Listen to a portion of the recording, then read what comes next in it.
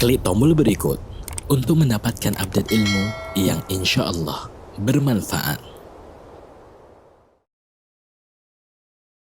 Hei pecinta minuman sehat Sari Lemon, yuk kita lihat pembuatan lemon wati. Pastikan memakai lemon yang segar agar kualitas lemon wati terjaga.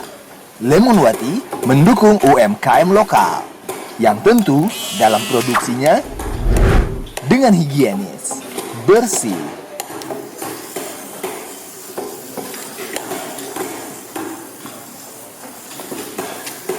Melewati quality control agar lemon wati tidak ada sedikit pun kotoran, walau setitik. Tidak langsung dituangkan ke dalam botol, melainkan botol tersebut disterilkan terlebih dahulu. Keren!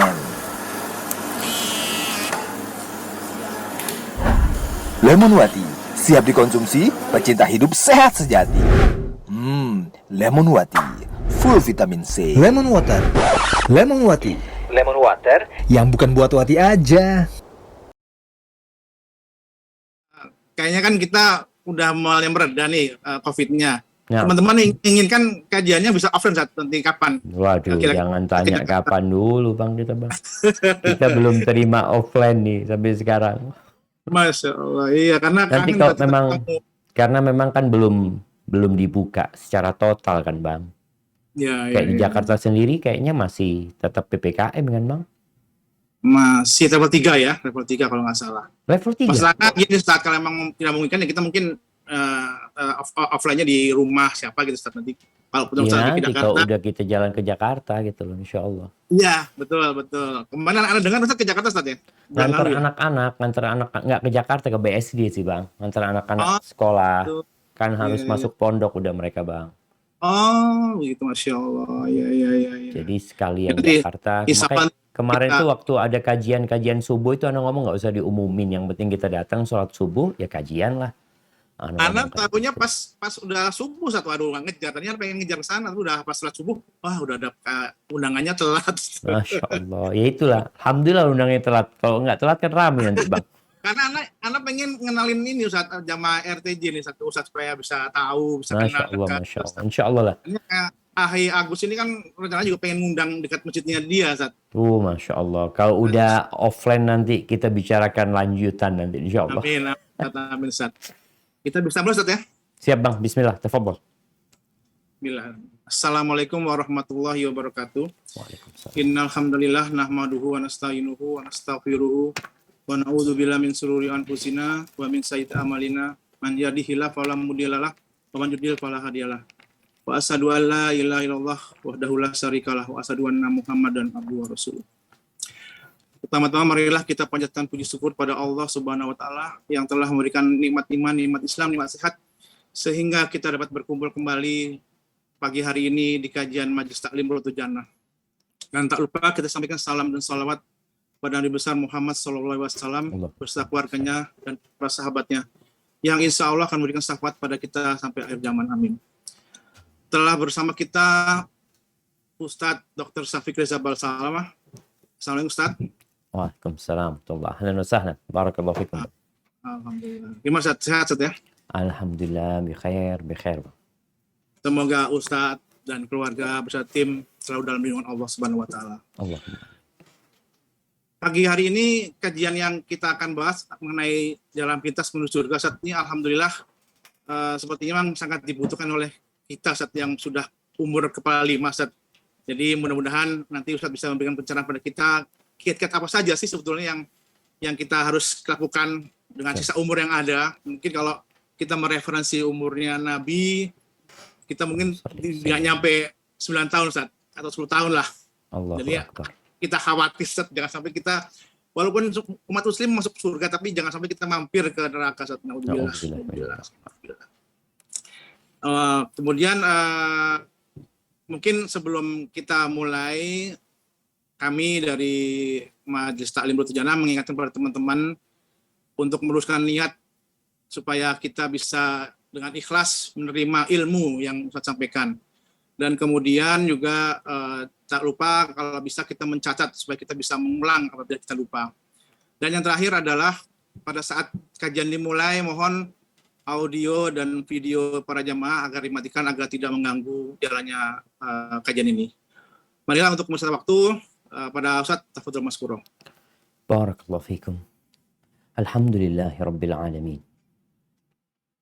Wa bihi nasta'in ala umuri dunya wad din. Wassalatu wassalamu ala sayyidil mursalin wa imamil muttaqin. Qaidil ghurril muhajjalin. Sayyidina wa maulana Muhammadin wa ala alihi wa ashabihi ajma'in. Amma ba'd. Faya rabbi shrah li sadri wa yassir li amri wahlul 'uqdatam min lisani yafqahu qawli. Allahumma 'allimna ma yanfa'una warzuqna 'uluman tanfa'una wahdina sawa'as sabil. Jamaah rahimakumullah. Berbicara surga yang luasnya seluas langit dan bumi, yang kalau kita masuk ke dalamnya, semoga Allah memasukkan kita ke dalam surga. Kata Nabi alaihi salatu wassalam, yunadi munadin. Akan ada yang menyeru nantinya. Memberikan ucapan selamat. Memberikan sambutan yang hangat. Mereka mengatakan, inna lakum antasihu fala tasqamu.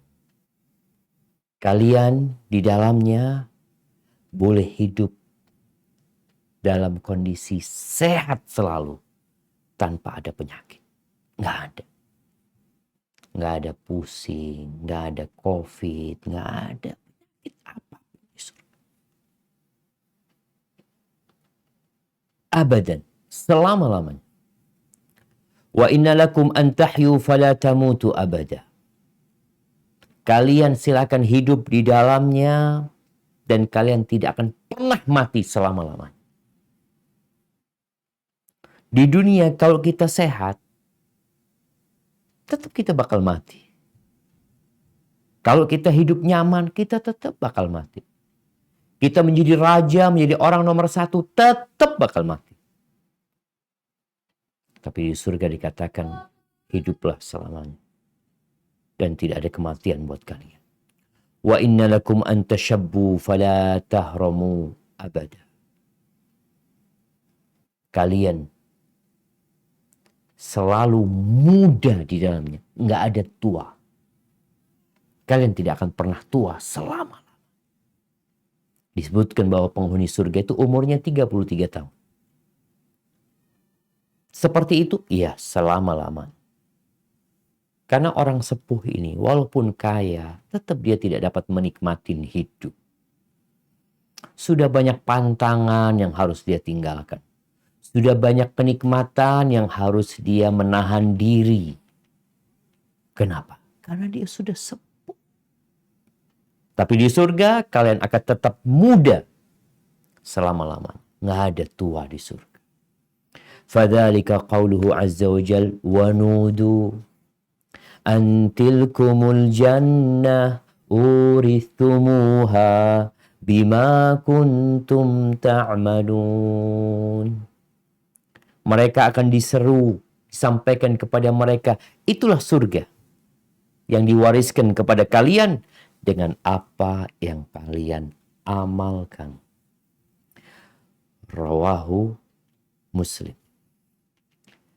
Ahibati fillah. Kalau bicara kenikmatan yang begitu agung, kelezatan yang tiada tara, yang bahkan Nabi SAW menyebutkan bahwa Allah berfirman, a'dadtu li'ibadiyas salihin. Aku siapkan untuk hamba-hambaku yang saleh, ma la ainun ra'at, wala udhunun sami'at, wala khatara ala qalbi bashar. Aku sediakan apa yang tidak pernah dilihat oleh mata, tidak pernah didengar oleh telinga, dan tidak pernah terbesit di hati siapa. Gambaran-gambaran tentang surga itu dengan kenyataannya jauh lebih indah kenyataan yang akan dirasakan dan dilihat. Tapi dikasih gambaran kayak gitu tuh. Kira-kira seperti itu disebutkan rumahnya, pintunya, tamannya, temboknya. Tapi yang akan dilihat tidak pernah terbetik dalam hati manusia. Bagaimana untuk dapat masuk ke sana? Apalagi disebutkan jalan pintas ya. Allah Jalla Jalaluh seringkali menyebutkan berbagai kenikmatan di surga. Agar manusia ya tahu diri lah. Sehingga dia mempersiapkan diri untuk ke sana. Agar manusia tidak tertipu dengan kehidupan yang fana ini. Kalau Anda tadi sempat tanya, teman-teman nih yang satu kuliah, kerjanya apa sih? Pastinya semua ingin bekerja di tempat yang nyaman, yang aman, dengan fasilitas yang terpenuhi, dan gaji yang tinggi. Semuanya ingin seperti itu. Tapi semuanya tahu diri. Tahu diri bagaimana? Semuanya tahu diri bahwasanya untuk mencapai hal tersebut perlu perjuangan gitu. Nggak bisa orang mau jadi dokter nggak kuliah kedokteran. Artinya sesuatu yang ya gimana gitu. Walaupun orang itu pintar ya, orang itu Masya Allah ahli banget, nggak bisa jadi dokter. Ada jalannya jadi dokter. Nih teman-teman yang kuliah teknik sampai doktor. Bisa jadi dokter. Nggak bisa. Perlu perjuangan. Maka Allah ketika menyebutkan kenikmatan-kenikmatan surga ini, agar orang tuh mikir, gimana ya perjuangan apa yang harus Anda kerjakan untuk mendapatkan hal itu. Allah berfirman di surat At-Tur ayat 17 sampai 20. Apa kata Allah Jalla Jalaluhu?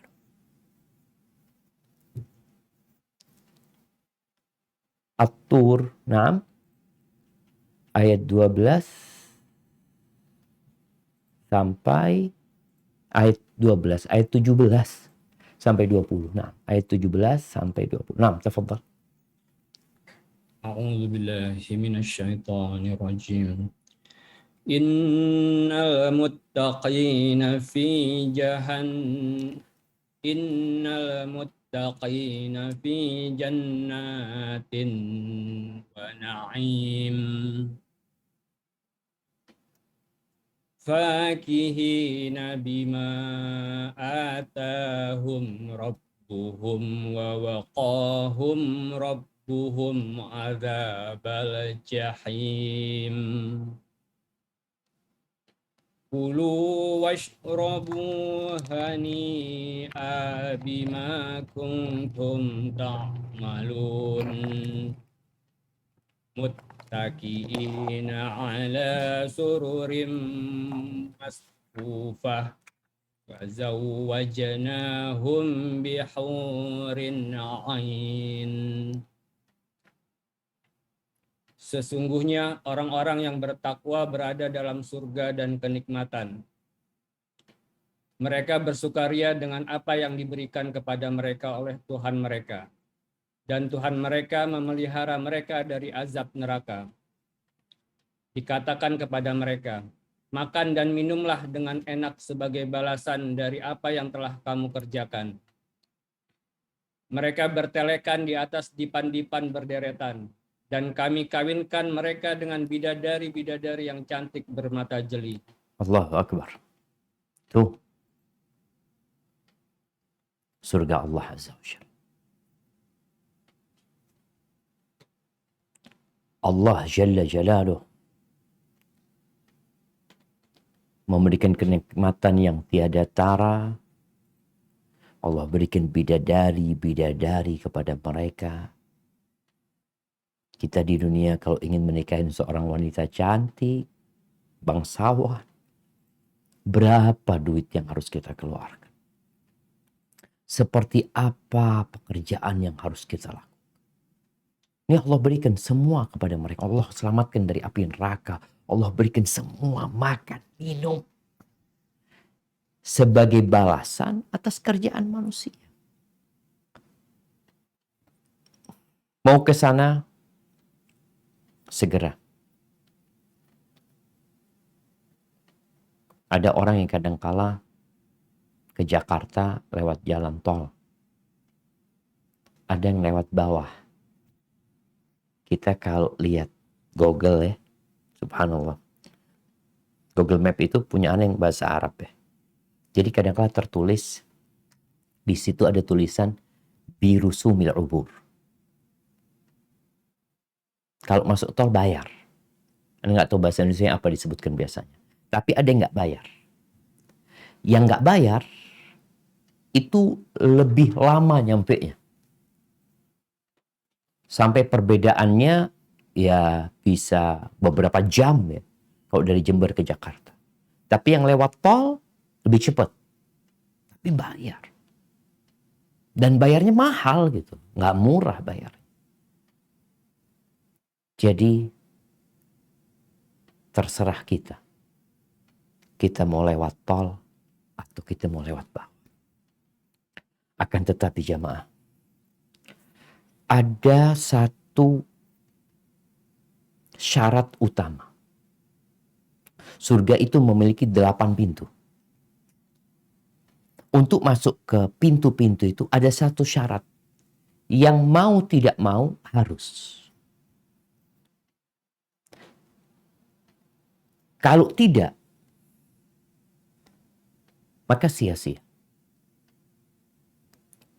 Kita sering membaca tentang fadilah sedekah, fadilah membantu orang lain, ya, fadilah umpamanya membangun masjid, membangun sekolahan, berkorban, banyak sekali amal-amal kebajikan berbuat baik kepada manusia yang dilakukan manusia sehingga dia berpikir aku bisa masuk surga lewat sini. Tunggu dulu,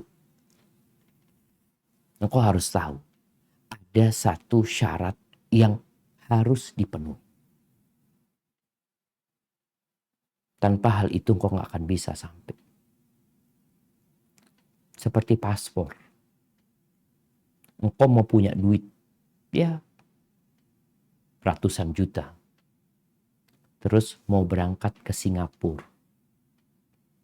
Atau mau berangkat ke Mekah, ke Medina. Ya engkau harus punya paspor gitu. Ini syarat utamanya. Harus dipenuhi. Apa syarat utama menuju ke surga? Iman. Beriman kepada Allah Azza wa Jalla. Menyatakan asyhadu an la ilaha illallah wa asyhadu anna Muhammad Rasulullah sallallahu alaihi wasallam. Untuk umat Nabi Muhammad alaihi salatu wasallam. Sebelum diutusnya Nabi kita, maka syarat utamanya pada masa Nabi Isa alaihissalam, ia beriman kepada Nabi Isa. Beriman kepada Allah, beriman kepada Nabi Isa. Pada masa Nabi Musa, beriman kepada Allah, beriman kepada Nabi Musa. Pada masa Nabi Ibrahim, beriman kepada Allah, beriman kepada Nabi Ibrahim. Pada masa Nabi Nuh, beriman kepada Allah dan beriman kepada Nabi Nuh alaihissalam. Ini syarat utama. Yang lainnya itu pelengkap.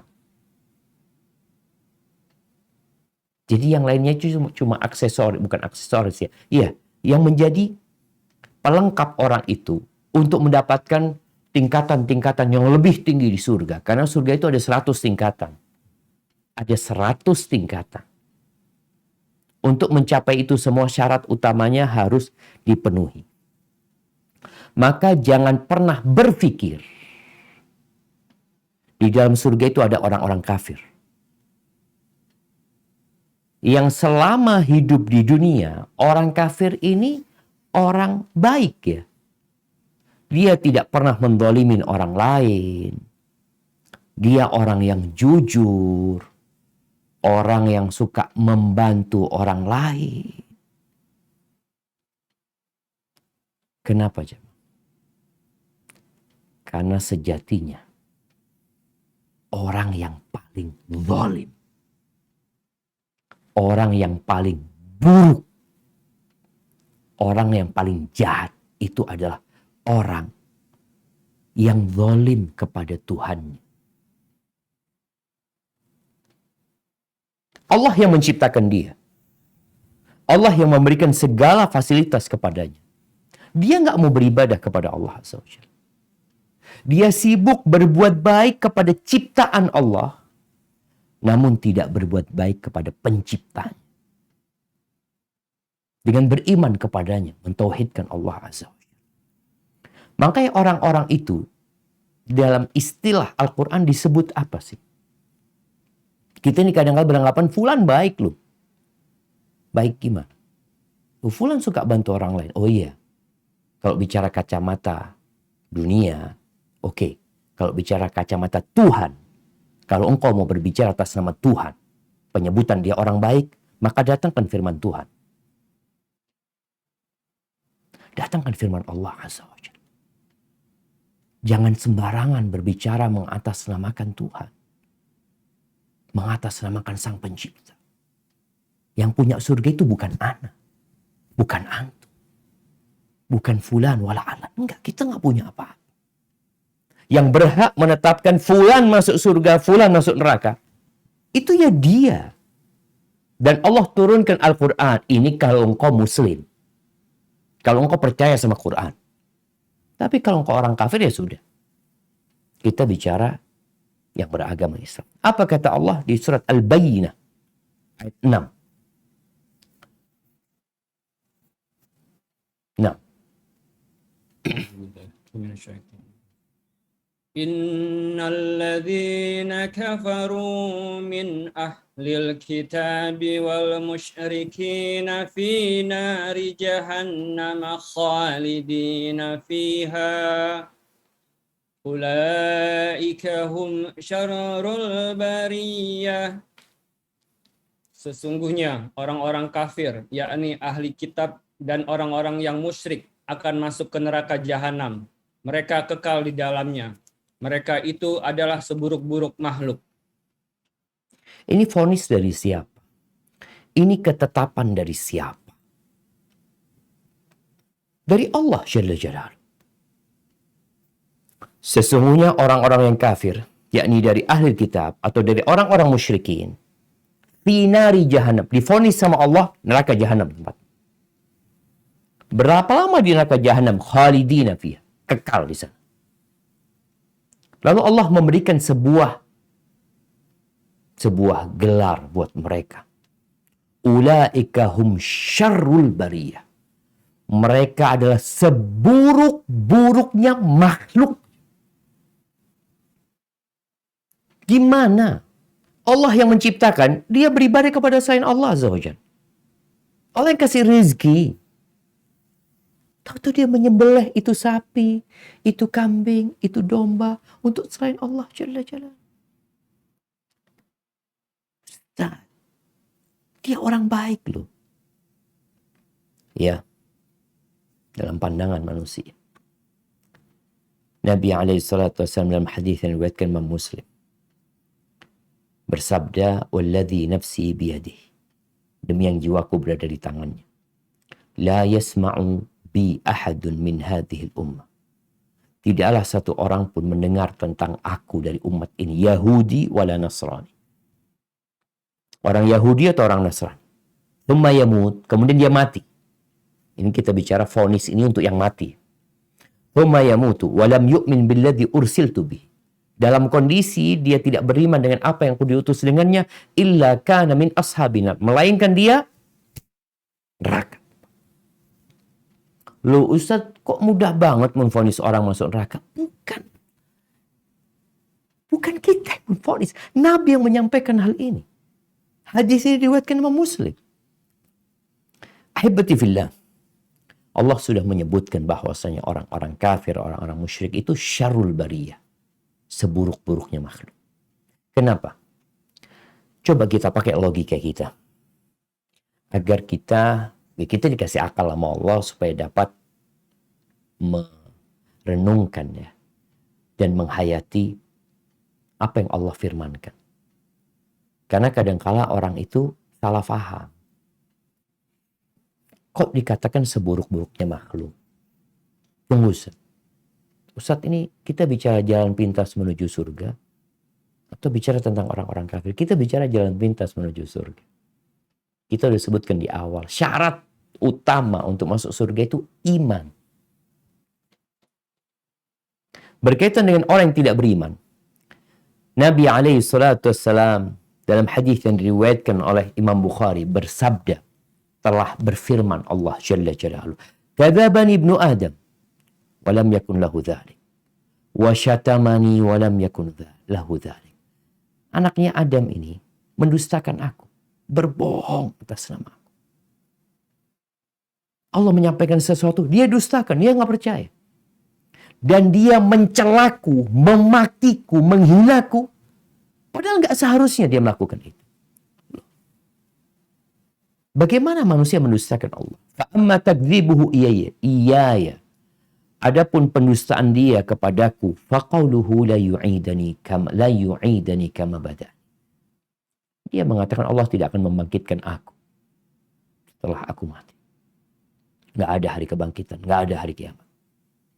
Walaysa awwalul khalqi bi ahwan aliyya min i'adati. Kata Allah, sebenarnya kalau bicara memulai penciptaan dengan mengembalikan keberadaan dia itu lebih mudah sebenarnya. Wa amma syatmuhu iyaya. Adapun makian dia kepada aku. Ini bagaimana hamba memaki Tuhan. Kita aja kalau ada yang memaki presiden, kita marah, kita mau tangkap tuh orang. Kita cari ini. Ada yang mencaci maki umpamanya bendera kita. Kita cari orangnya. Di mana tuh yang memaki? Di mana nih orang memaki Tuhan? Bagaimana dia memaki Tuhan? Allah sebutkan. Adapun makian dia kepadaku. Faqauluhu ittakhadallahu waladan. Dia mengatakan Tuhan punya anak. Subhanallah. Wa anal ahadus samad. Alladhi lam alid wa lam ulad wa lam yakun li kufuwan ahad. Aku yang esa, yang sendirian, yang semua makhluk itu butuh kepada aku. Aku tidak diperanakkan dan tidak beranak Allah Azza wa Jalla. Dan tidak ada yang menyamai aku. Maka mereka ini disebut syarrul bariyah, seburuk-buruknya makhluk. Karena mereka mendustakan Allah, memaki Tuhan. Ingat, nggak ada orang kafir di surga. Kalau engkau mau masuk surga, jalan pintasnya beriman. Nabi Ibrahim. Bagaimana beliau berdakwah, mengajak kaumnya masuk surga. Mengajak bapaknya masuk surga. Tapi yang terjadi, bapaknya marah kepada dakwah Ibrahim. Karena menyalah-nyalahkan agama orang. Nabi Ibrahim dianggap tidak toleransi. Oleh kaumnya, oleh kerabatnya, oleh bapaknya sendiri. Maka bapaknya marah, mengusir, bahkan kaumnya membakar Nabi Ibrahim. Kata Nabi SAW di dalam hadis yang diriwayatkan Imam Bukhari, yalqa Ibrahim abahu Azar yawm al-qiyam. Kelak Nabi Ibrahim akan berjumpa dengan ayahnya Azar pada hari kiamat. Dan Nabi Ibrahim melihat di wajah ayahnya ini ya, kedukaan, cemberut, kesusahan, debu, macam-macam. Lalu Nabi Ibrahim berkata kepada ayahnya, alam aqul laka la ta'sini. Ayah, bukankah aku sudah sampaikan kepadamu, jangan engkau maksiat kepada aku. Jangan durhaka kepada apa yang aku ajak engkau. Fayaqulu abuhu falyawm la asik. Hari ini aku tidak akan bermaksiat kepadamu. Hari ini aku akan mentaatimu. Tidak ada satupun perintahmu yang akan aku tinggalkan. Nabi Ibrahim masih kesian sama bapaknya sendiri gitu. Lalu ketika bapaknya menyatakan bahwa dia tidak akan bermaksiat, maka Nabi Ibrahim berkata, ya Rabbi, wahai Rabbku, innaka wa'adtani an la tukhziyani yawma yub'atsu. Engkau berjanji kepada aku ya Allah, bahwa engkau tidak akan menghinakan aku pada hari dibangkitkannya manusia. Adakah kehinaan yang lebih parah daripada ayahku yang seperti ini kondisi? Apa kata Allah? Simak firman Allah ini. Allah mengatakan, Inni haramtul jannata 'alal kafirin. Aku mengharamkan surga buat orang-orang kafir. Gak bisa. Gak bisa. Sebaik apapun. Ini Nabi minta tolong buat bapaknya yang kafir. Gak ada. Lalu dikatakan kepada Nabi Ibrahim, engkau lihat yang di bawah kaki. Dilihat, tahu-tahu di bawah kakinya itu ada dhikh, henna. Henna jantan dalam kondisi penuh dengan darah dan kotoran dia. Nabi Ibrahim melihat seperti itu jijik tentunya. Kemudian diambil kedua kaki dan tangannya dilemparkan ke neraka. Itu bapaknya Nabi Ibrahim alaihissalam. Na'udzubillahi minan nar. Hibbati fillah. Ana perlu menjelaskan hal ini.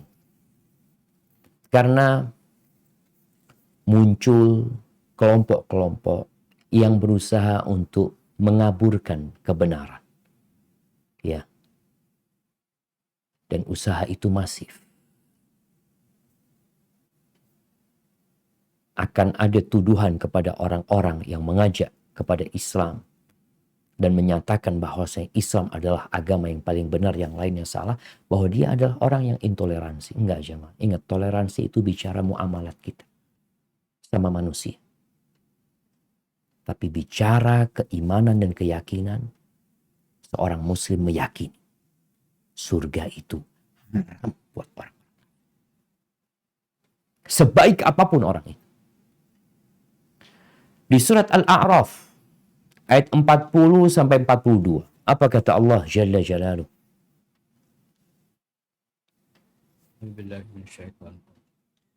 Innal ladzina kadzdzabu bi ayatina wastakbaru anha la tufattahu lahum abwabus samai wa la yadkhulun al-jannata hatta yalijal jamalu fi sammil khiyat wa kadzalika najzil mujrimin lahum min jahannama mihadun wa min fawqihim ghawash wa kadzalika najziz zalimin walladzina amanu wa amilus solihati la nukallifu nafsan illa wus'aha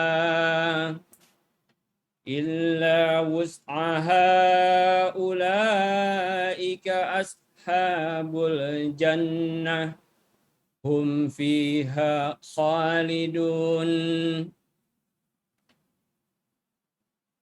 Sesungguhnya orang-orang yang mendustakan ayat-ayat kami dan menyombongkan diri terhadapnya, sekali-kali tidak akan dibukakan bagi mereka pintu-pintu langit dan tidak pula mereka masuk surga, hingga unta masuk ke lubang jarum. Demikianlah kami memberi pembalasan kepada orang-orang yang berbuat kejahatan. Mereka mempunyai tikar tidur dari api neraka, dan di atas mereka ada selimut api neraka. Demikianlah kami memberi balasan kepada orang-orang yang zalim. Dan orang-orang yang beriman dan mengerjakan amal-amal yang soleh, kami tidak memikulkan kewajiban kepada diri seseorang, melainkan sekadar kesanggupannya. Mereka itulah penghuni-penghuni surga. Mereka kekal di dalamnya. Subhanallah. Allah sudah putuskan. Yang mendustakan ayat-ayat Allah. Dibacakan ayat-ayat Allah nggak percaya. Menyombongkan diri. Maka tidak akan dibukakan pintu langit dan mereka tidak akan masuk surga. Sampai kapan? Sampai onta bisa masuk ke lubang jarum. Dan tidak akan pernah dapat. Lalu Allah mengatakan, وَكَذَلِكَ نَجْزِي الْمُجْرِمِينَ. Begitulah kami memberikan balasan kepada para pelaku kejahatan. Wa kadzalika najzi dzalimin. Begitulah kami memberikan balasan kepada orang-orang yang zalim. Jadi orang yang menyekutukan Allah itu orang zalim, bukan orang baik. Oke, baik dalam pandangan manusia karena dia suka membantu. Tapi dalam pandangan Allah, Allah menyebutnya orang-orang zalim mereka. Adapun orang-orang yang beriman dan beramal saleh, maka mereka yang akan dimasukkan ke surga. Penghuni neraka kelak akan teriak-teriak menyeru penghuni surga. Mereka minta air. An afidu alaina minal ma' au mimma razaqakumullah. Mereka minta kasih air, sedikit air buat kami. Atau makanan apapun yang Allah berikan rezeki kepada kalian. Apa kata penghuni surga? Qalu innallah harramahuma 'alal kafirin. Gimana orang kafir mau masuk surga? Air dari surga aja nggak dikasih. Makanan dari surga kan nggak dikasih. Mereka mengatakan sesungguhnya Allah mengharamkannya buat orang-orang kafir. Ini di surat Al-A'raf mungkin nanti bisa dibaca. Di ayat 50-51. Mereka menjadikan agama sebagai bahan ledekan. Agama sebagai sesuatu yang tidak penting. Mereka tertipu dengan kehidupan dunia. Pada hari itu Allah akan lupakan mereka. Ahibati fillah. Maka jalan pintas menuju surga yang pertama kau harus beriman. Ini langkah pertama. Engkau nggak boleh menyekutukan Allah Azza wa Jalla. Mu'ad bin Jabal pernah bertanya kepada Nabi SAW. Ya, kita tahu kondisi para sahabat Nabi yang, ya kalau bicara umur, ketika hijrah ke kota Madinah, Nabi SAW umurnya sudah 53 tahun ya. Abu Bakar sudah 51 tahun. Ini teman-teman, ya mungkin banyak yang udah di atas 50 tahun ya. Mu'ad bertanya kepada Nabi SAW, akhbirni ibi amalin yudkhiluni al-jannah wa yuba'iduni 'anil nar. Kabarkan kepada aku sebuah amalan yang memasukkan aku ke surga, menjauhkan aku dari api neraka. Nih, yang diminta Mu'ad itu, kasih amalan. Ya tentunya amalan yang paling pintas, yang paling cepat membuat kita masuk ke surga. Apa kata Nabi SAW? Laqad sa'alta an 'azim. Yang engkau tanyakan, ini adalah perkara yang besar. Yang agung sekali. Nggak main-main pertanyaanmu ini. Wa innahu la yasirun ala man yassarahu Allah Ta'ala alaih. Tapi perkara yang berat ini akan menjadi ringan. Akan menjadi mudah buat orang-orang yang Allah mudahkan bagi dia. Lalu beliau mulai menyebutkan syarat yang pertama. Ta'budullah wa la tusyriku bihi syai'an. Yang pertama, engkau harus beribadah kepada Allah, mentauhidkan Allah dan tidak melakukan kesyirikan sedikit. Yang kedua, wa tuqimus shalah. Dirikan salat yang 5 waktu. Yang rukun Islam. Wa tu'tiz zakah. Engkau laksanakan zakat. Bayar zakat tuh. Wa tasum Ramadan, puasa di bulan Ramadan. Wa tahujjul bait, engkau berangkat haji. Nabi SAW menjelaskan setelah semua rukun Islam sudah disyariatkan. Jadi kalau mau masuk surga, 5 nih jaga. Jangan sampai melakukan kesyirikan. Jangan sampai meninggalkan sholat. Jangan sampai menahan zakat. Jangan sampai nggak puasa di bulan Ramadan. Dan kalau engkau mampu, jangan meninggalkan ibadah haji. Itu jalan-jalan menuju surga. Penuhin nih. Yang lainnya nanti sunnah. Maka Nabi SAW mengatakan kepada Mu'ad, ala adulluka ala abwabil khair. Engkau mau nggak aku kasih tahu pintu-pintu kebaikan? Kasih tahu puasa itu, perisai, sedekah itu mematikan kesalahan, menghapuskan kesalahan sebagaimana air mematikan api, sholat seorang di malam hari itu, Masya Allah. Itu adalah ibadah yang sangat agung sekali. Itu ibadahnya orang-orang penghuni surga. Kemudian kasih tahu, apa sih puncak dari urusan agama ini? Tiangnya urusan agama ini adalah Islam. Jadi kalau mau masuk surga harus Islam dulu engkau. Mau nggak mau gitu. Kemudian tiangnya sholat yang tadi sudah disampaikan. Sholat itu tiangnya agama. Kemudian zirwatu sanami yang puncaknya seperti onta itu ada punuknya. Yang paling puncaknya itu jihad fisabilillah. Jihad di jalan Allah. Lalu selesai itu Nabi SAW mengatakan, mau nggak engkau? Aku kasih tahu lagi yang mengumpulkan semua perkara itu. Mau. Apa kata Nabi SAW? Beliau memegang lidahnya sambil mengatakan, amsik alaika, jaga lisan. Artinya setelah engkau jadi orang yang beriman, engkau sudah dirikan sholat, puasa, hati-hati dengan lisanmu. Hati-hati dijaga lisan. Karena ada orang yang sholat, yang puasa, yang sodako, masuk neraka gara-gara nggak jaga lisannya. Maka Mu'adz mengatakan, ya Rasulullah, wa inna la mu'akhadhuna bima natakallamu bihi. Apakah kita akan dihukum dengan apa yang kita ucapkan? Kata Nabi alaihi salatu, thaqilatka ya Mu'adz. Thaqilatka ummuka ya Mu'adz.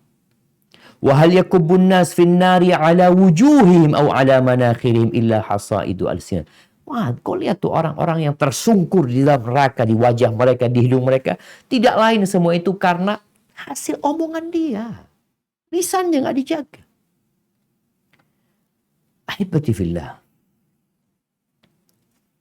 Syarat utama ini jangan pernah diremehkan. Karena nggak ada gunanya engkau jadi orang baik kepada manusia, tapi engkau jahat dalam mata Allah Azza wa Jalla. Amr ibn Uqaish yang dikenal dengan Usairim Bani Abdul Ashhal. Dia nih dari kalangan orang-orang Madinah. Dia nggak mau masuk Islam. Karena dia tahu di Islam riba haram ya. Dia kepingin ribanya dia itu selesai dulu. Orang-orang itu ngelunasin semua baru dia nanti akan masuk Islam. Sampai datang waktu perang Uhud tahun ketiga Hijriah. Ketika waktu perang Uhud dia lihat kota Madinah sepi. Kemana? Kan orang keluar perang. Jumlah mereka ada 700 sahabat ya. Atau 1000 dengan 3 orang-orang munafik balik. Tanya si Amr ibn Uqaish. Dia bertanya, Aina banu ammi? Mana sepupu-sepupuku? Misanan-misananku kemana kok nggak ada?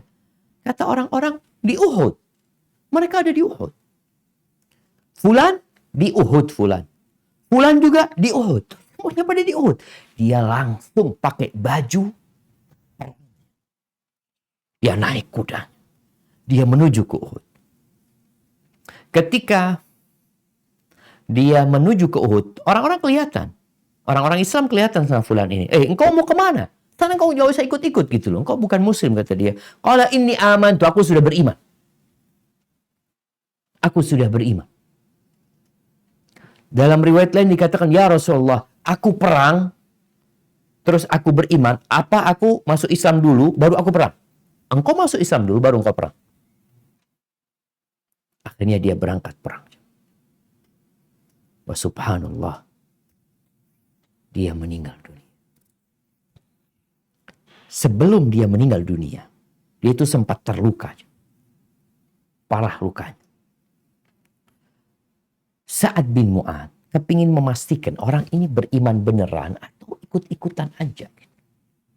Atau dia perang karena ingin belain saudara-saudaranya. Mempertahankan negerinya. Kota Madinah. Maka Sa'ad bin Mu'adz bertanya kepada saudarinya. Coba tanyakan kepada dia. Dia berperang itu karena untuk membela ya saudara-saudaranya, kaumnya gitu loh.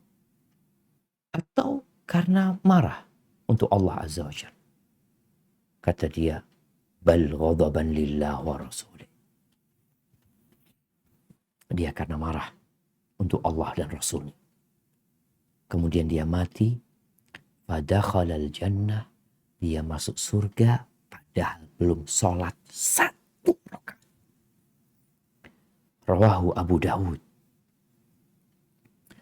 Di riwayat Imam Bukhari tidak disebutkan namanya, tapi disebutkan orang ini boleh jadi ini Amr atau sahabat yang lainnya, yang dia datang dengan baju besinya, dengan penutup kepalanya. Dia berkata, "Ya Rasulullah, uqatil au uslim." Aku perang atau aku masuk Islam dulu? Qala aslim tsumma qatil. Masuk Islam dulu, kau baru perang. Kemudian dia masuk Islam. Syarat utamanya harus Islam. Kemudian dia tewas dalam peperangan itu. Lalu Nabi SAW mengatakan, "Amila qalilan wa ujira katsir." Rawahul Bukhari. Orang ini beramal sedikit, lalu dikasih pahala yang besar sama Allah Azza wa Jalla. Karena dia masuk Islam dulu. Mati belum sujud 1 sujud pun.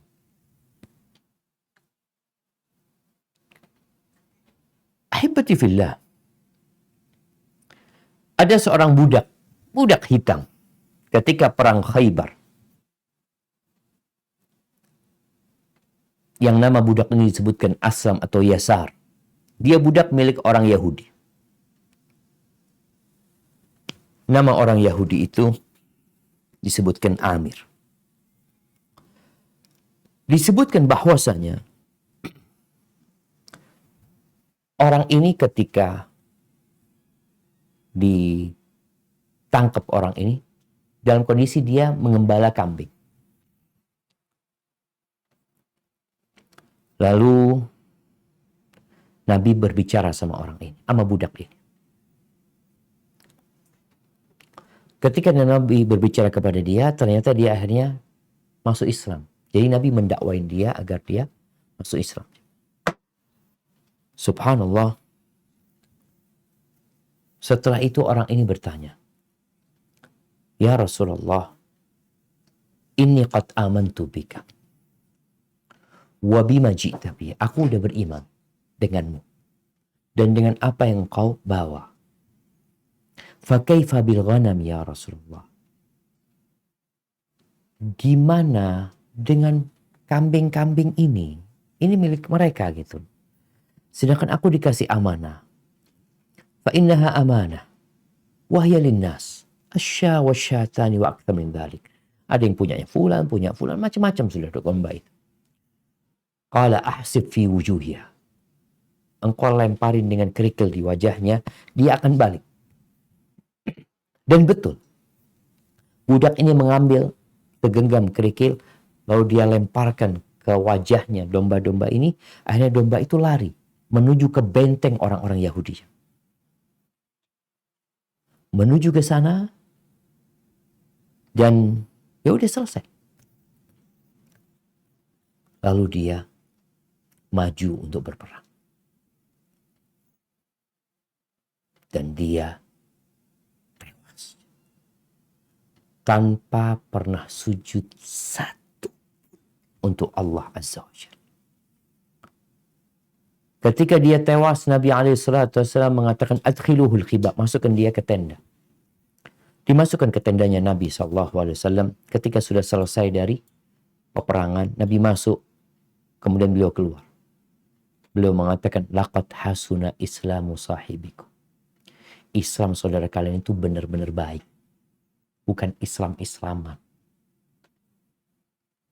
Dia benar-benar orang yang Masya Allah dalam keislamannya. Wa inna indahu la zawjatain lahu minal huril ain. Sesungguhnya di sisi dia sekarang ada 2 bidadari. Dari bidadari surga. Ahibati fillah. Jadi syarat utama adalah iman. Setelah itu beramallah kebajikan. Tadi kita bicara rukun Islam kerjakan dan jangan pernah meremehkan kebajikan sedikit pun. Jangan. Berbuat baiklah kepada manusia. Berbuat baiklah kepada seekor kucing. Berbuat baiklah kepada ayam. bahkan kepada anjing. Allah Azza wa Jalla menyebutkan bahwa penghuni surga itu alladzina yunfiquna fis sarra wad dharra. Mereka adalah orang-orang yang suka berinfak. Setelah iman, ingat. Karena kadang-kala orang ini akan melihat ayat ini, mengatakan, loh yang penting orang masuk surga itu, yang penting dia suka membantu orang lain, menolong orang lain, tidak mendolimi orang lain. Tunggu, ayatnya jangan dipotong. Islam ini sebuah kesatuan. Quran ini 30 juz.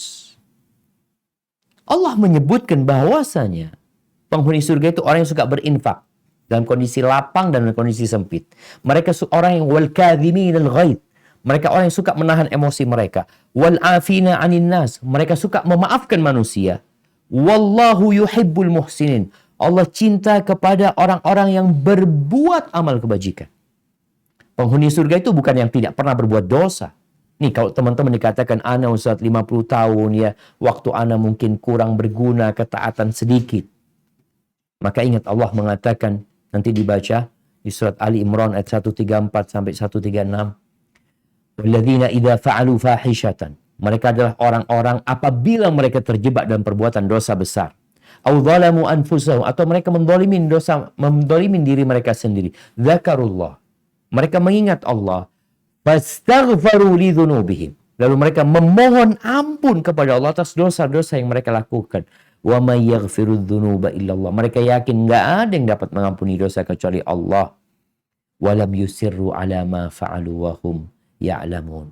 Mereka adalah orang-orang yang tidak terus-terusan berbuat dosa. Ngeyel kalau dikasih itu enggak. Mereka segera bertobat. Kasih tahu salah lo yang kau lakukan. Dia segera bertobat. Memohon ampun kepada Allah Azza wa Jalla. Ulaika jazaohum. Dapat apa nih orang-orang? Maghfirah. Allah akan ampuni dosa-dosa mereka. Min rabbihim. Wa jannat. Dan surga-surga. Tajri min tahtihal anharu khalidina fiha.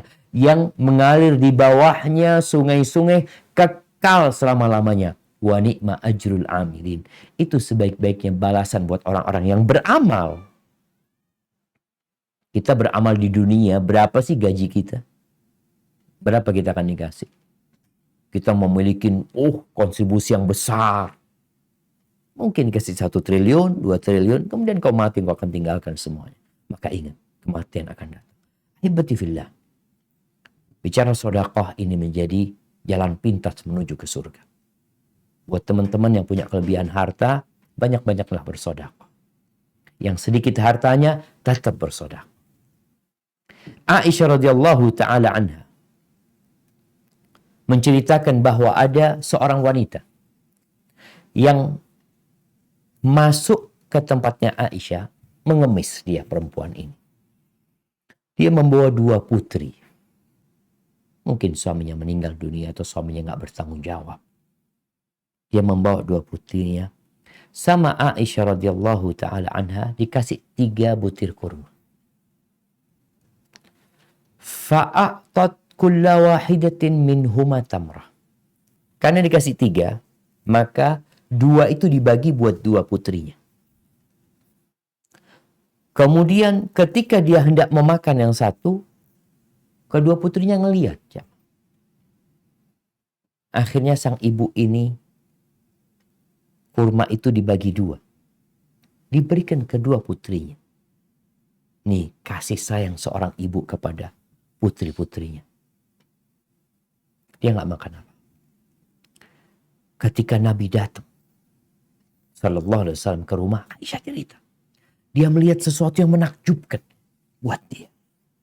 Lalu apa kata Nabi SAW setelah mendengar ceritanya Aisyah? Ma'ajabuki. Kenapa engkau takjub? Apa yang membuat engkau tertakjub? Laqad dakhalat bihil jannah. Engkau tahu. Dengan kurma itu dia telah masuk surga. 1 butir kurma. Yang dia bagi, dia masuk surga. Rawahu Ibnu Majah. Nabi SAW mengatakan, ittaqun nar walau bisyiqqi tamrah. Selamatkan diri kalian dari api neraka walaupun dengan setengah butir kurma. Bukan 1 kurma, setengah butir kurma. Faman lam yajid, gimana yang nggak punya? Dia nggak punya apa-apa gitu. Fabi kalimatin thayyibah. Ngomong yang baik. Ini buat teman-teman yang nggak punya duit buat sedekah, kalau komen yang baik. Kalau mau kasih tahu yang baik. Mungkin kalimat itu akan memasukkan kita ke surga. Rawahul Bukhari wa Muslim. Bicara jalan pintas menuju surga. Setelah beriman tentunya. Membantu orang lain. Bahkan binatang. Ya. Bagaimana Nabi alaihi salatu wassalam bersabda, menceritakan tentang seorang pelacur yang masuk surga gara-gara anjing. Gimana? Pelacur ini beriman.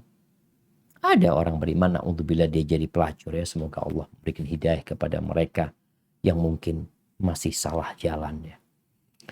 Kata Nabi SAW, Bainama kalbun yutifu birakyah. Nah, birakiyah. Kada yaqtuluhu al-atash. Idh ra'athu baghiyun min baghaya Bani Israel. Ada seekor anjing ya, yang dia itu kehausan, dia muter-muter ya di dekat sumur sana. Hampir saja dia ini mati kehausan. Sampai disebutkan dia itu sudah menjilat-jilat tanah. Idh ra'athu baghiyun min baghaya Bani Israel. Ada seorang pelacur dari kalangan pelacur Bani Israel melihat anjing ini. Dia kesian melihat anjing itu. Fanaza'at muqaha. Dia akhirnya membuka sepatunya. Seperti sepatulah yang dipakai di kaki. Kemudian dia masuk ke dalam sumur. Dia ambil itu air. Dengan sepatunya dibasahi. Lalu dia berikan kepada anjing tersebut. Faghufira laha bihi. Diampuni dosanya orang ini. Gara-gara dia ngasih minum seekor anjing. Rawahul Bukhari wa Muslim. Subhanallah. Jangan pernah meremehkan amal. Kenapa? Kita nggak tahu yang mana yang memasukkan kita ke surga. Dalam hadis riwayat Muslim, Rasul sallallahu alaihi wasallam mengatakan, "Laqad ra'aitu rajulan yataqallabu fil jannah." Aku telah melihat seorang yang bersukaria di dalam surga. Fi syajaratin qata'aha min dhahri tariq. Kana tu'dhin nas. Allahu Akbar. Dia itu memotong pohon yang mengganggu jalannya orang. Karena itu. Subhanallah jemaah. Ini di musim angin yang kita mungkin akan masuk musim penghujan. Kadangkala ada pohon yang tumbang. Yang mengganggu jalannya orang. Kesempatan buat kita. Kita potong itu jalan. Itu pohon. Kita singkirkan supaya tidak mengganggu manusia. Mungkin kawan-kawan yang rumahnya di pinggir jalan. Lalu dia melihat jalan itu lubang, membahayakan, gelap, nggak ada lampunya. Dia pasangin lampu. Dia tutup itu lubang. Atau dia kasih peringatan kepada orang-orang. Mungkin itu yang memasukkan kita ke surga. Kita nggak tahu. Maka Nabi SAW mengatakan, La tahqiranna minal ma'rufi syai'an. Walau antalqa akhaka biwajhin talik. Jangan pernah kalian meremehkan amal kebajikan. Walaupun sekedar bersenyum. Atau tersenyum ketika berjumpa dengan saudara kita. Berseri-seri kita bertemu sama mereka. Maka ahibati fillah. Kalau bicara jalan pintas menuju ke surga. Jaga hablum minallah. Lalu jaga hablum minan nas. Kalau engkau hanya hablum minan nas. Hablum minallah nggak ada gunanya. Tapi kalau engkau hablum minallahnya baik. Tapi engkau hablum minan nasnya buruk. Bisa jadi masuk ke neraka. Walaupun pada akhirnya orang-orang yang ada keimanan di hatinya akan dikeluarkan dari api neraka. Hadza wallahu a'lam bissawab. Itu yang dapat Anda sampaikan. Kurang lebihnya mohon maaf. Semoga apa yang disampaikan bermanfaat buat yang menyampaikan dan dapat memotivasi kita untuk jadi lebih baik. Barakallahu fiik. Ana kembalikan ke moderator. Jazakumullah khair. Masya Allah, barakallahu fiik, jazakumullah khair, Ustaz. atas penjelasannya. Mudah-mudahan kita bisa mudah mengamalkan yang tadi Ustaz sebutkan. Untuk sesi kedua, marilah kita lanjutkan dengan tanya jawab. Tafadhol Ahi Beta untuk dapat menyampaikan Ustaz.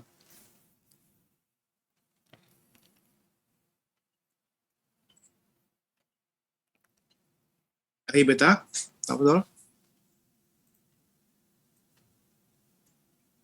Terima kasih ya, Ki Arif. Alhamdulillah, saya sempat mencatat ada 27 pertanyaan ini, Ustadz. Masya Allah. Namun tentunya tidak semuanya bisa dibacakan.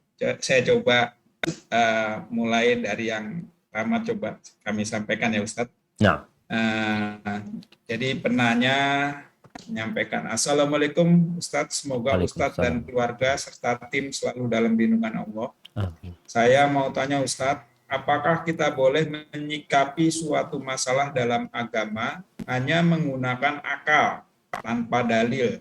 Kalaupun menggunakan dalil, bagaimana caranya kita yang fakir dalam ilmu agama meyakini suatu dalil yang disampaikan oleh narasumber, baik yang disampaikan langsung atau didapat dari artikel, itu sudah benar atau sahih?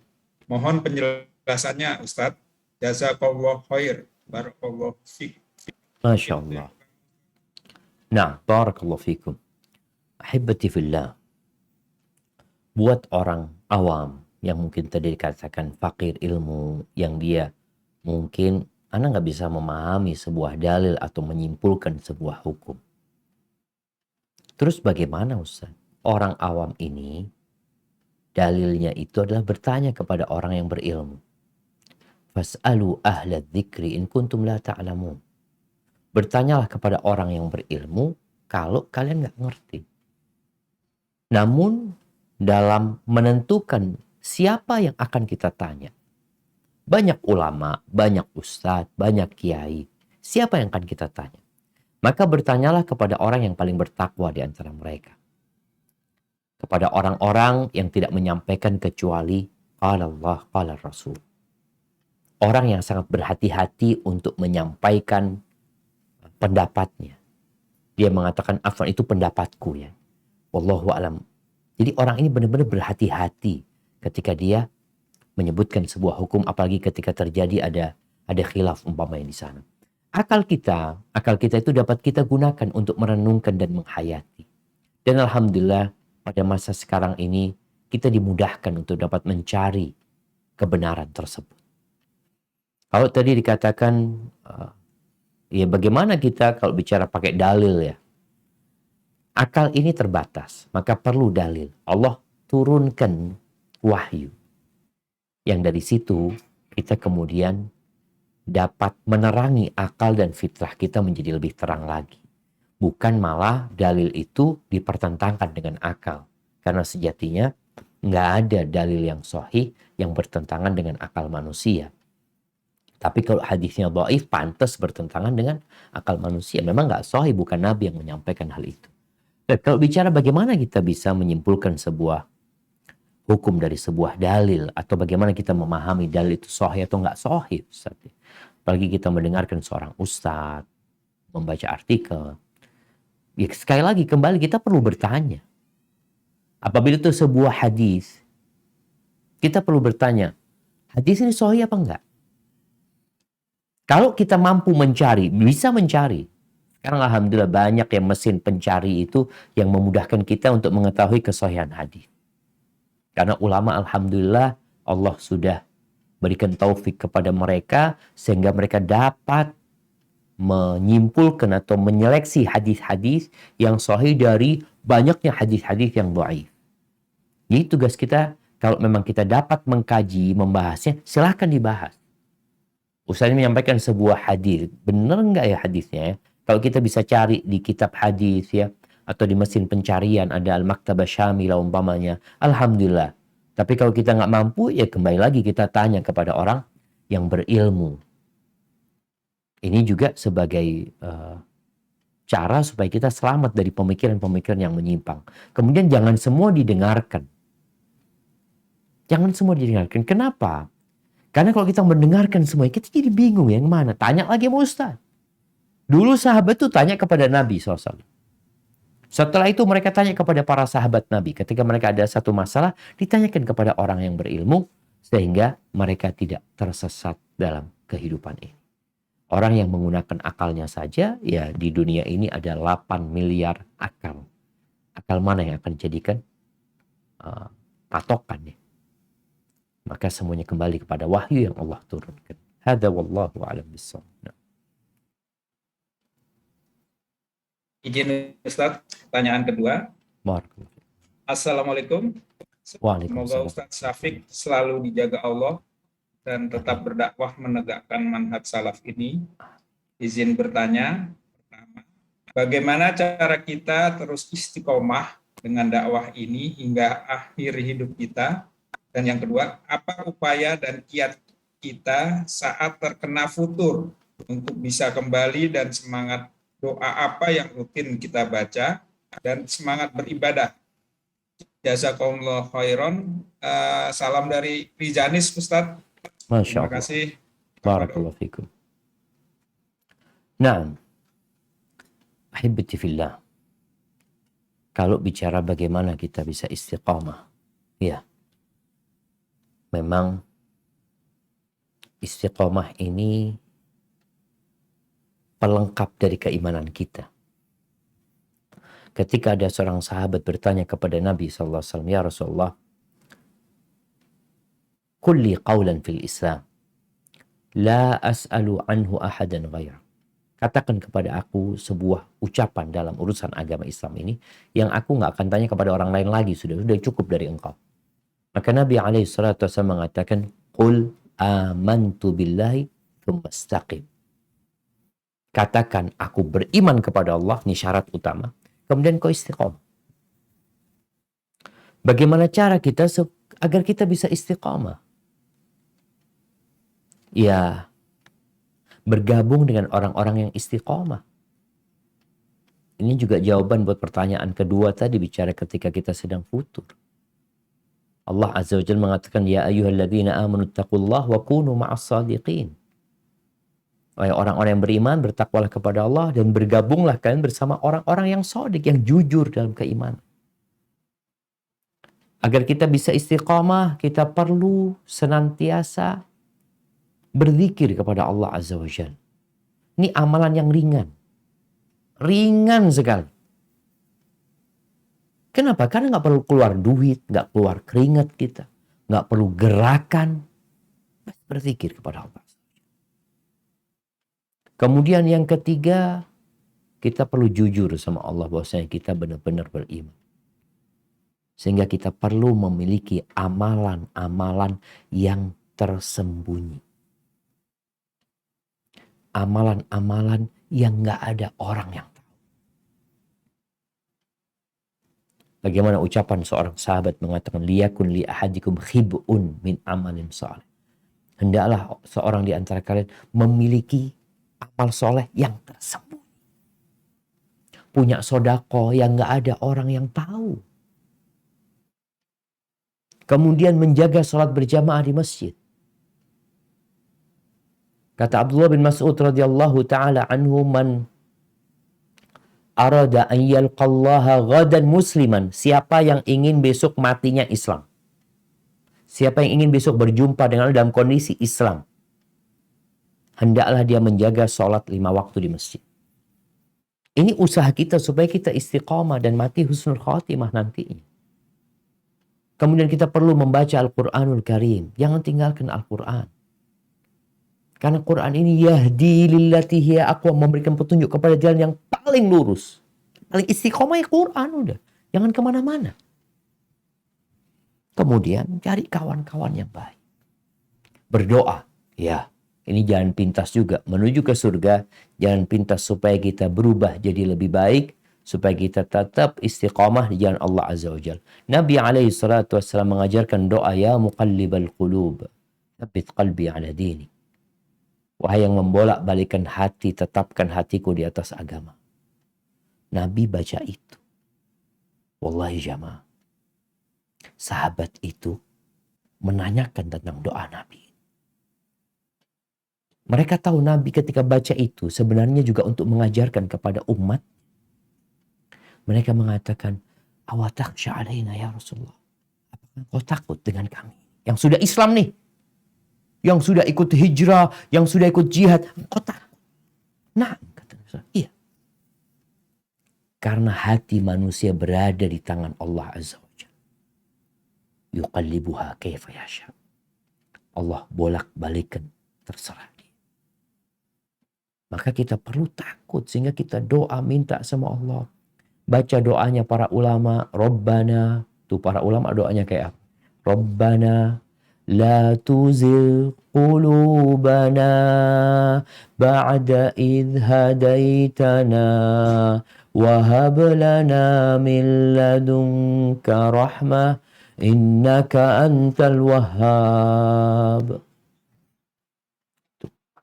Mereka memohon kepada Allah, ya Allah, jangan palingkan hati kami, jangan sesatkan hati kami setelah Engkau memberikan hidayah kepada kami.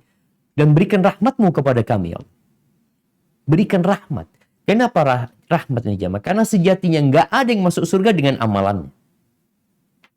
Orang tuh masuk surga karena Allah sayang sama tuh orang, kasihan sama tuh orang.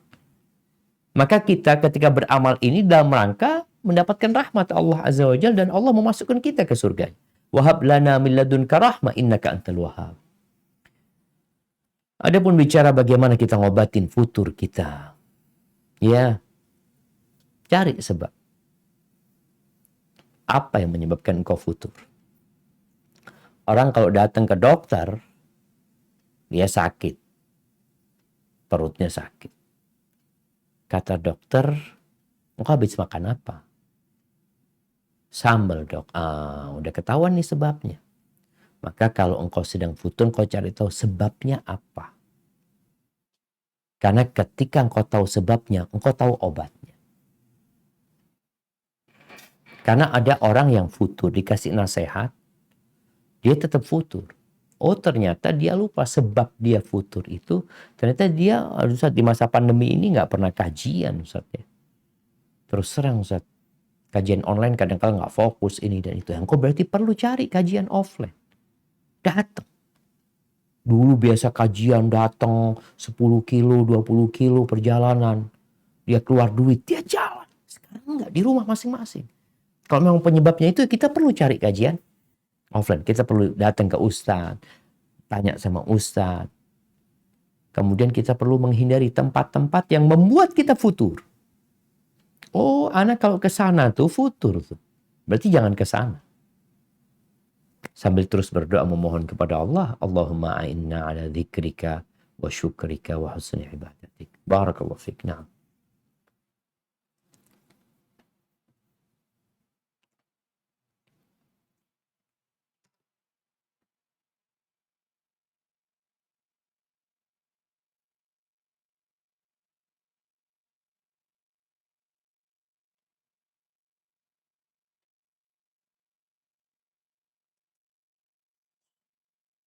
Hey Beta, untuk menunggu Ustaz, mungkin saya ada pertanyaan mengenai tadi yang Ustaz sampaikan. Siap. Mengenai kalau di surga akan ketemu bidadari, itu bagi yang wanita gimana Ustaz ya? Apakah ketemu bidadara atau gimana Ustaz? Masya Allah. Naam, ahibati fillah. Allah Azza wa Jal menyebutkan fiha ma tashtahihi al-anfus wa taladdu al-a'yun wa antum fiha khalidun. Di surga itu ada semua yang diinginkan oleh jiwa. Yang diinginkan oleh manusia itu semua ada di sana. Maka di surga itu nggak ada azab. Kata Nabi SAW, laisa fil jannati azab. Nggak ada orang yang jomblo di surga itu. Semua akan punya pasangan gitu. Hanya saja kalau disebutkan bidadari, karena laki-laki itu suka dengan itu. Suka sama perempuan. Maka dia boleh nikah lebih dari satu. Karena itu tabiatnya wanita. Tapi wanita enggak. Malu kalau perempuan bicara ada bidadara ini dan itu. Ada sesuatu yang membuat dia enggak nyaman gitu. Maka Allah tidak pernah sebutkan dalam Al-Quran Karim. Tentang bicara bidadara bagi para wanita. Tapi yang jelas enggak ada yang jomblo di surga. dan semua akan mendapatkan apa yang diinginkan Allah mereka. Hadza wallahu a'lam bishawab.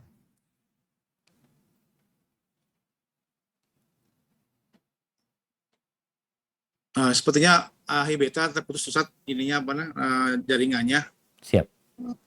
Mungkin saya mau nanyakan saja mengenai yang sekarang ini lagi viral Ustaz, mengenai santri menutup kuping, itu gimana Ustaz, tanggapan Ustaz atau penjelasan Ustaz mengenai hal tersebut? Barakallahu fikum. Nah, ahibati fillah. Ini berkaitan dengan hukum musik. Sebagian orang mungkin merasa aneh kalau ada orang yang mengharamkan musik. Ahibati fillah. Merasa aneh, merasa heran, itu karena nggak tahu. Makanya dikatakan idza urifa sabab batala al-ajab. Kalau ketahuan sebabnya, maka nggak ada yang menakjubkan, nggak ada yang mengherankan gitu loh. Memang orang itu nggak ngerti, nggak paham gitu loh. Seperti itu. Maka ana rasa apa yang dilakukan oleh santri-santri itu, mereka melakukan itu karena mereka tahu ada apa dengan musik. Mereka belajar. Mereka adalah penghafal Al-Quranul Karim. Yang mereka ingin hafalan mereka selamat dari suara-suara yang mengganggu, yang membuat mereka lupa nanti. Dan ini sebagai bentuk kebebasan kita beragama lagi di dunia ini. Mereka belajar, mereka tahu dalam pandangan mereka itu haram berdasarkan dalil yang baca. Ya udah, mereka lakukan itu. Dan disinilah kalau bicara toleransi jemaah. Kadangkala kita ini nggak toleransi, kita ngomongnya toleransi. Ketika engkau toleransi, engkau perlu menghargai keyakinan orang. Perlu menghargai keyakinan mereka. Tidak memaksakan keyakinan kita. Islam seperti itu. Ketika kita bicara toleransi, bukan berarti kita menerima keyakinan dia, enggak. Kita tidak menerima gitu keyakinan orang-orang kafir. Seperti yang kita bahas tadi. Tapi dalam urusan muamalat ya kita toleransi. Faddal antum lakum dinukum waliyadin. Bagimu agamamu, bagiku agamaku. Kenapa ketika seorang muslim melakukan tindakan menurut keyakinan dia itu sahih, kok kita malah ribut gitu? Ya kita kalau memang ada sesuatu kemungkaran yang dilakukan, ya silahkan. Kalau memang itu kemungkaran, sampaikan ini mungkar, ini nggak benar. Karena apa? Karena Allah berfirman, Nabi bersabda seperti ini. Jadi sebenarnya yang dilakukan oleh santri itu, saya rasa sebuah tindakan yang sangat mulia. Yang seharusnya mereka diapresiasi, bukan mereka dibully. Dan ini juga untuk memberikan pengumuman kepada umat manusia. Yang selama ini mungkin nggak tahu tentang hukum musik. Atau mereka tidak pernah memahami kok ternyata banyak ulama yang mengharamkan musik umpamanya. Sehingga mereka jadi tahu, oh ternyata masalahnya yang mereka lakukan itu ada dasarnya. Hadza wallahu a'lam bishawab. Masya Allah, jazakumullah khair Ustaz. Afan nih Ustaz, Ahi Beta ternyata belum bisa bergabung dengan kita lagi. Mungkin sebelum yang angkat tangan menaikkan langsung Ustaz, ada satu pertanyaan lagi. Tolong disiapkan untuk Ummu Devi ya, Ummu Devi Via. Ustaz, Assalamualaikum warahmatullahi wabarakatuh. Waalaikumsalam warahmatullahi wabarakatuh. Bagaimana apabila ada seorang yang tidak membayar zakat walaupun ia menjalankan rukun-rukun Islam lainnya seperti sholat, haji, dan puasa, namun ia masih mau bersedekah dan membantu orang lain? Jazakumullah khair, Ustaz. Barakallahu fikum. Nah, ahibati fillah.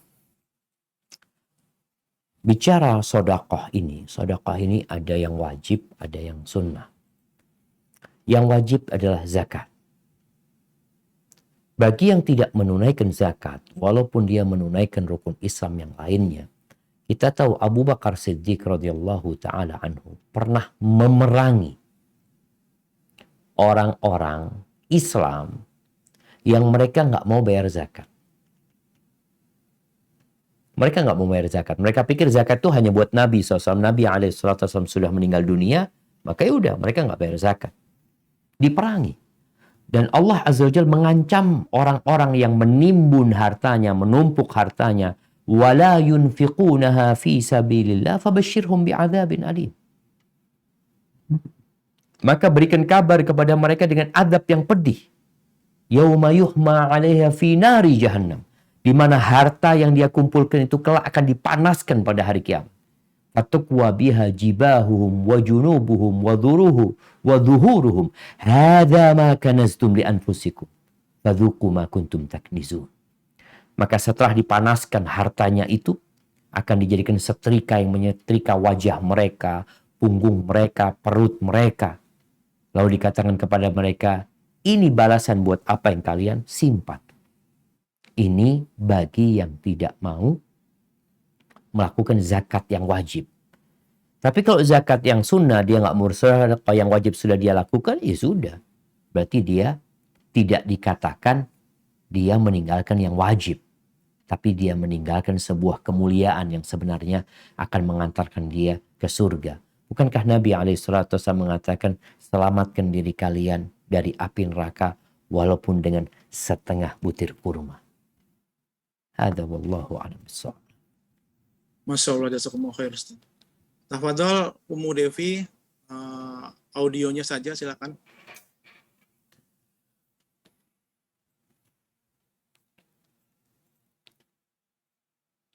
Ummu Devi, Assalamualaikum. Ya, jazakallah khair. Assalamualaikum warahmatullahi wabarakatuh, Ustadz. Waalaikumsalam warahmatullahi wabarakatuh. Ahlan wa sahlan, barakallahu fiik. Ana izin bertanya, Ustadz. Nah, Mana baiknya ketika kita bersedekah, sekali bersedekah itu 100.000 atau setiap harinya itu kita bersedekah dengan nominal misalkan 10.000. Itu yang pertama. Yang kedua, ketika kita menyakiti hati kedua orang tua, kita sudah meminta maaf nih sama Allah, sudah bertobat. Tapi kita tidak meminta maaf secara langsung sama kedua orang tua. Itu bagaimana hukumnya, Ustadz? subhan. Nah, barakallahu Itu fiik. aja sudah. Siap. Jazakallah khair, Wa Ustazah. iyaki. Ustadz. Barakallahu fikum. Wa fikum wa barak. Nah, mahibati fillah. Berkaitan dengan sedekah nih. Sebenarnya kalau kita lihat, hitungan sedekah itu nanti pada akhir. Orang ini mau sedekah 10.000 sama sekali 100.000, hitungan terakhir kan 100.000. Jadi catatannya dia itu sedekah 100.000. Tapi ini 100.000 langsung, ini 10.000 kali 10. Itu yang akan ditulis nantinya. Jadi tetap sebenarnya kalau bicara catatan amal kebajikan, ya akan ditulis 100.000 sedekah dia. Hanya saja mungkin kalau bicara yang menentukan mana yang lebih utama ya. Kadangkala kebutuhan dan kondisi. Contohnya, kalau Ana langsung kasih 100.000 sama dia, Ana takut duit itu langsung habis. Jadi kalau Ana kasih langsung dia, Ana bisa, Ana ada duitnya 100.000, Ana kasih langsung bisa. Tapi Ana takut nanti akhirnya nggak cukup buat 10 hari. Sehingga dalam kondisi seperti ini, lebih baik kita kasih 110.000 tiap hari. Karena akan mendapatkan manfaat yang lebih daripada langsung 100.000 tapi kegunaannya nggak manfaat gitu. Kadang-kadang sebaliknya. Kalau anak kasih 10.000 Ustaz, nggak bisa dipakai apa-apa Ustaz. Tapi kalau anak kasih 100.000 lebih berguna buat dia Ustaz, karena dia bisa memberikan sesuatu yang bermanfaat buat dia. Jadi kembali kepada kondisi. Dan juga kembali kepada kondisi keuangan kita dan tentunya keikhlasan kita kepada Allah Azza wa Jalla. Nabi SAW menyebutkan bagaimana 1 dinar atau 1 dirham itu bisa mengalahkan 100 dinar. Karena nih orang yang 100 dinar itu Masya Allah jemaah. Berapa gram emas? Hampir setengah kilo emas dia sedekah. Dia sedekah 100 dinar. Dengan orang sedekah 1 dinar. Bisa jadi yang 1 dinar lebih baik daripada yang 100 dinar. Karena orang yang sedekah 100 dinar, uangnya banyak gitu loh. Dia 100 dinar itu mungkin hanya 0,001% dari hartanya. Sedangkan orang yang sedekah 1 dinar, dia cuma punya duit 2 dinar. Dia sedekah setengah hartanya. Jadi itu juga menjadi penentu mana yang lebih utama. Adapun pertanyaan yang kedua tadi berkaitan dengan dosa sama orang tua. Ketahuilah dosa itu ada 2. Ada yang kepada makhluk, ada yang kepada Allah saja. Kalau kepada Allah, syarat tobatnya itu ia menyesali, meninggalkan, bertekad untuk tidak mengulangi. Cukup itu. Tapi kalau kita melakukan kezaliman kepada manusia, maka ada satu syarat tambahan. Harus minta maaf. Karena kalau kita sekedar tobat sama Allah, orang tua kita tidak memaafkan, ya tetap dosanya gitu. Syarat ini harus dipenuhi. Kecuali kita udah minta maaf, udah berusaha, orang tua tidak memaafkan. Ya udah, kita nggak bisa berbuat apa. Kita mohon ampun sama Allah terus gitu. Dan kita doakan orang tua kita. Ini juga bukan cuma sama orang tua, sama kawan kita, sama tetangga kita yang pernah kita sakitin. Mau tidak mau, kita perlu minta maaf. Perlu minta dihalalkan. Sebelum nanti pada hari kiamat, engkau akan diambil kebaikanmu. Dan ada orang-orang yang bangkrut. Yang kalau melihat kebaikannya, oh dia masuk surga insya Allah gitu loh. Tapi karena banyak dosa-dosa kepada manusia, akhirnya pahala dia habis, bahkan masih ditambahin dosa manusia yang pernah dia sakiti. Hadza wallahu a'lam bishawab. Kayaknya kita ke pertanyaan terakhir nih Bang Arif. Baik, Ustaz. Oke, mungkin saya kasih kesempatan terakhir untuk penanya yang angkat tangan. Karena tadi sudah Ahwat, mungkin sekarang Ikhwan ya. Tafadhol Muhammad Sultan Hanan untuk menanyakan langsung.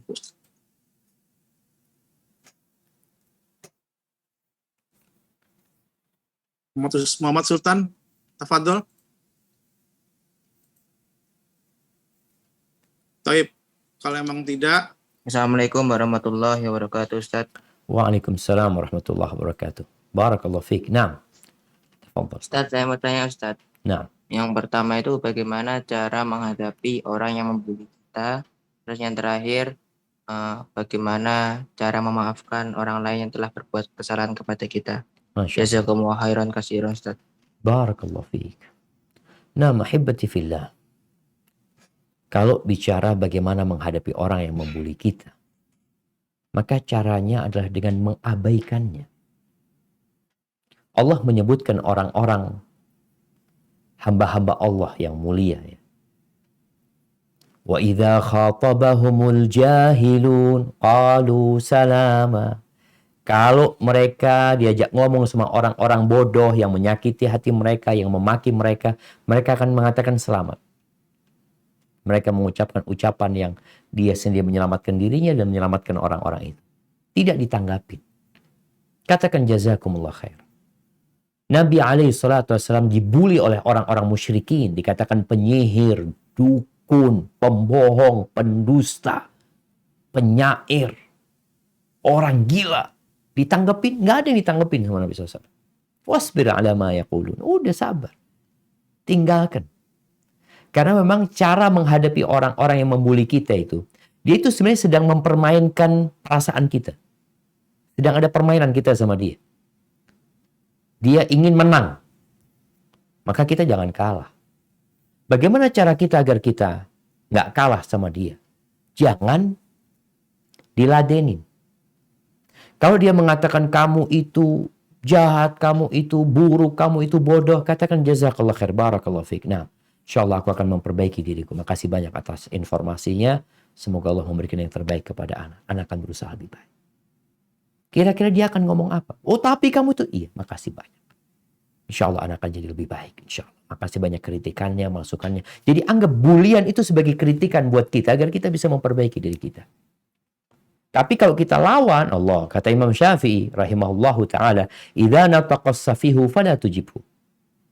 Kalau ada orang bodoh yang berbicara dengan engkau, jangan dijawab. Fa khairun min ijabatihi sukutu. Lebih baik jawaban buat dia itu diam.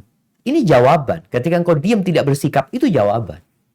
In kallamtahu farajta anhu. Kalau engkau ngomong sama dia, engkau jauh, oh dia tambah jadi, tambah senang dia. Wa in khallaitahu kamadan yamutu. Tapi kalau engkau biarkan dia akan mati penasaran. Kenapa? Biarin. Jadi kalau ada yang komen negatif ya, netizen sama warganet mungkin komen-komen, biarin, gak usah dibaca, selesai, tenang hidup kita. Itu cara menghadapi orang yang membuli kita, baik dalam dunia maya atau dalam dunia nyata. Katakan jazakallah khair, barakallahu fikum. Makasih banyak atas masukannya. Makasih banyak akan tegurannya, nasihatnya. Anggap itu nasihat buat kita. Supaya dia berhenti, dia nggak punya peluru lagi untuk menembak kita. Adapun cara kita memaafkan orang lain adalah dengan mengetahui keutamaan dan fadilah memaafkan orang lain. Kemudian juga supaya kita bisa memaafkan orang lain, kita harus tahu diri kita. Kita nggak suci. Kita juga pernah menyakitin orang lain. Kita pernah berbuat salah. Apalagi salah kita sama Allah. Maka dengan mengingat kesalahan kita yang banyak kepada Allah dan kita juga pernah menyakitin orang lain, insya Allah hati kita akan memaafkan orang lain.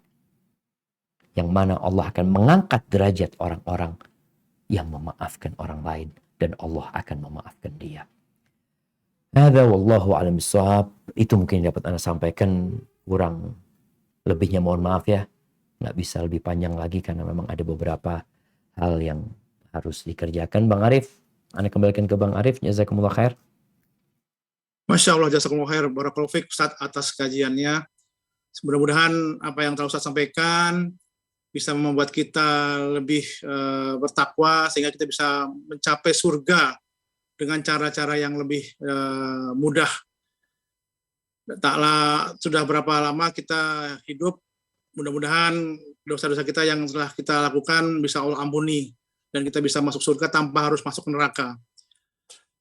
Pada penjamaah, mohon maaf kami dari panitia Majelis Taklim Rut Jannah karena tidak sempat membacakan semua pertanyaan mengingat waktunya yang tidak begitu banyak. Mudah-mudahan di lain waktu bisa kita tanyakan ke Ustadz. Marilah kita tutup kajian ini dengan doa kafaratul majlis. Subhanakallahumma wa bihamdika asyhadu an la ilaha illa anta astaghfiruka wa atubu ilaik. Rabbana taqabbal minna. Wassalamualaikum warahmatullahi wabarakatuh. Hei pecinta minuman sehat Sari Lemon, yuk kita lihat pembuatan lemon wati. Pastikan memakai lemon yang segar agar kualitas lemon wati terjaga. Lemon wati mendukung UMKM lokal yang tentu dalam produksinya dengan higienis, bersih.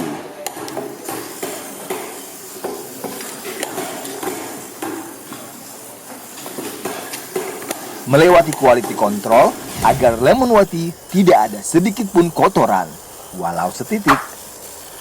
Tidak langsung dituangkan ke dalam botol, melainkan botol tersebut disterilkan terlebih dahulu. Keren!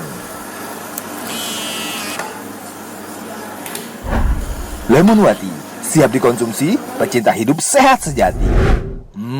Lemon wati full vitamin C. Lemon water. Lemon wati. Lemon water Yang bukan buat wati aja.